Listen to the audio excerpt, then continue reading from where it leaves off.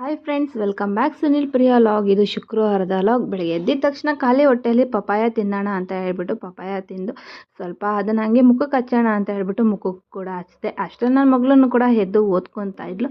ಇನ್ನು ನಾನು ಕೂಡ ಸ್ನಾನ ಮಾಡ್ಕೊಬಂದು ಪೂಜೆನ ಮುಗಿಸ್ದೆ. ಇನ್ನು ನನ್ನ ಮಗಳಿಗೆ ಇವತ್ತು ಸ್ಕೂಲಲ್ಲಿ ಸರಸ್ವತಿ ಪೂಜೆ ಇರೋದ್ರಿಂದ ಅವಳು ಕೂಡ ಕಲರ್ ಡ್ರೆಸ್ ಹಾಕ್ಕೊಂಡು ಮುದ್ದಾಗಿ ರೆಡಿಯಾಗಿದ್ಲು. ಇನ್ನು ತಿಂಡಿಗೆ ಅಂತೇಳಿ ಉಪ್ಪಿಟ್ಟು ಮಾಡಿದ್ದೆ. ಇನ್ನು ನಾವೆಲ್ಲ ಕೆಲಸ ಮುಗಿಸಿ ತಿಂಡಿ ತಿನ್ನೋಷ್ಟಲ್ಲಂತ ಆ ಉಪ್ಪಿಟ್ಟು ಹಾರೇ ಹೋಗಿರುತ್ತೆ. ಬಿಸಿ ಉಪ್ಪಿಟ್ಟಂತೂ ತಿನ್ನೋಕ್ಕೆ ಆಗಲ್ಲ. ಇನ್ನು ಸ್ವಲ್ಪ ಸಂಜೆ ನನ್ನ ಮಗಳು ಸ್ಕೂಲಿಂದ ಬಂದಿದ್ದ ತಕ್ಷಣ ಸ್ಟ್ರಾಬೆರಿ ಇತ್ತು, ಸ್ಟ್ರಾಬೆರಿ ಜ್ಯೂಸ್ ಮಾಡೋಣ ಅಂತ ಹೇಳ್ಬಿಟ್ಟು ಕೋಲ್ಡಾಗಿ ಸ್ಟ್ರಾಬೆರಿ ಜ್ಯೂಸ್ ಮಾಡಿದ್ದೆ. ಸ್ಟ್ರಾಬೆರಿ ಅಂದರೆ ನನ್ನ ಮಗಳಿಗೆ ತುಂಬಾ ಇಷ್ಟ. ನೋಡಿ, 2 ಲೋಟನೂ ನಾನೇ ಕುಡಿತೀನಿ ಅಂದ್ಬಿಟ್ಟು ಕುಡಿತಾ ಇದ್ದಾಳೆ. ಇನ್ನು ನಾನು ಈ ಕಡೆ ಜ್ಯೂಸ್ ಮಾಡೋ ಅಷ್ಟರಲ್ಲಿ ನಮ್ಮ ಮನೆಯವರು ಸೀಬೆಕಾಯಿ ಇತ್ತು ಅಂತೇಳಿ ಸೀಬೆಕಾಯಿ ಕಟ್ ಮಾಡಿ ಇಟ್ಟಿದ್ರು. ಇನ್ನು ಸಂಜೆ ರಾತ್ರಿ ಊಟಕ್ಕೆ ಸ್ವಲ್ಪ ಎಗ್ ರೈಸ್ ಮಾಡೋಣ ಅಂತ ಹೇಳ್ಬಿಟ್ಟು ಇಲ್ಲಿ ಎಗ್ ರೈಸ್ ಮಾಡ್ತಾಯಿದ್ದೀನಿ. ಕ್ಯಾಬೇಜು ಮತ್ತು ಕ್ಯಾಪ್ಸಿಕಮ್ ಏನಾರು ಇತ್ತು ಅಂದರೆ ಅದನ್ನ ಹಾಕಿ ಮಾಡ್ತೀನಿ. ಇಲ್ಲಾಂದರೆ ನಾನು ಸಿಂಪಲ್ಲಾಗಿ ಬೇಗ ಆಗೋ ಥರ ಈ ಥರನೇ ಮಾಡೋದು.